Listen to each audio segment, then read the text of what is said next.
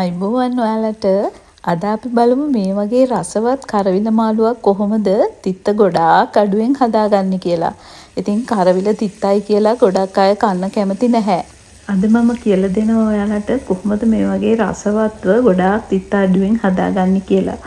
ඒ තමයි අපි මේක තඹ ගනිද්දී පේරකොළ 2-3ක් දාලා ගොරක කෑල්ලක් දාලා කලින් තඹ ගන්නවා. ඉතින් එහෙම හැදුවාම ගොඩාක් තිත්ත අඩුවෙන් අපිට මේක හදාගන්න පුළුවන්. ඉතින් ඔයාලත් සතියකට දවසක් හරි මේ විදිහට හදලා බලන්න. ඉතින් අපි බලමු අද කොහොමද මේ මාළුව අපි රසට උයාගන්නේ කියලා.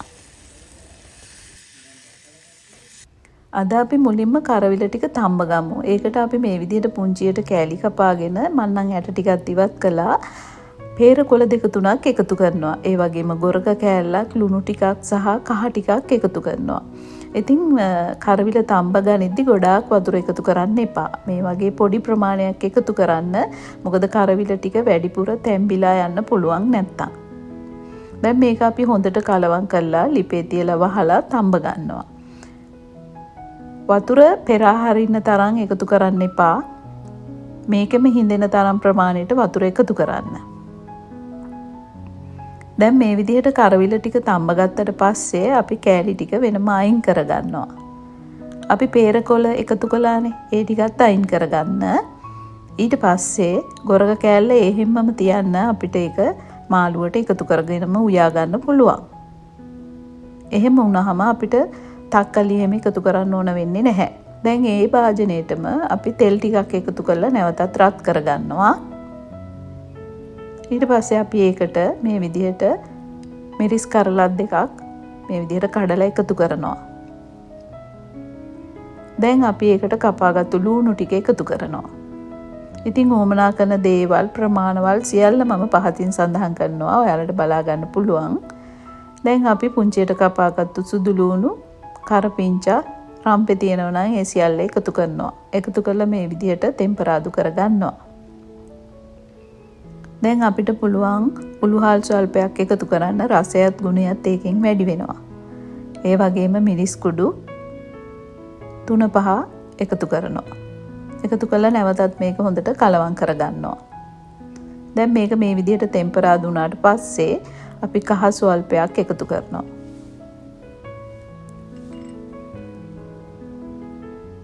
දැන් අපිට පුළුවන් අපි තඹගත්තු කරවිල ටික මේකට එකතු කරන්න. එකතු කරලා මේක හොඳින් කලවම් කරන්න.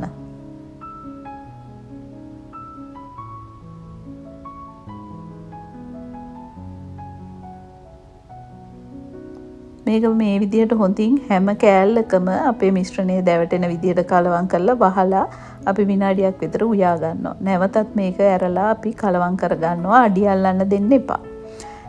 අපිට පුළුවන් දැන් කිරි ටික එකතු කරන්න. ඉතින් කිරිත් ගොඩක් එකතු කරන්න එපා. මොකද අපි කරවිල කලින් තඹගෙන තිබ්බේ.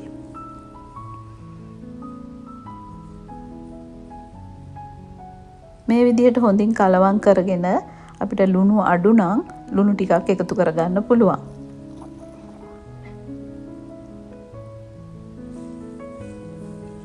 දැන් මේක හොඳට කලවම් කරමින් උයා ගන්නවා. ඉතින් ඔයාලට හොදි ඉස්ම ටිකක් වැඩිපුර තියෙන්න ඕන නම් කිරි ටිකක් වැඩිපුර එකතු කරන්න. ඒ වගේම කලින් ලිපෙන් බා ගන්න ඉස්ම ටික අඩු වෙන්න කලින්. ඉතින් අපේ කරවිල මාළුවට අපිට පුළුවන් මේ විදිහට මිරිස් කරලක් දෙකක් නැවත එකතු කරන්න. ලස්සන පාටක් එනවා. ඉතින් අකමැති නම් එකතු කරන්න යන්න එපා. අමු මිරිස් කරලක් දෙකක් කලින්ම එකතු කරගන්න.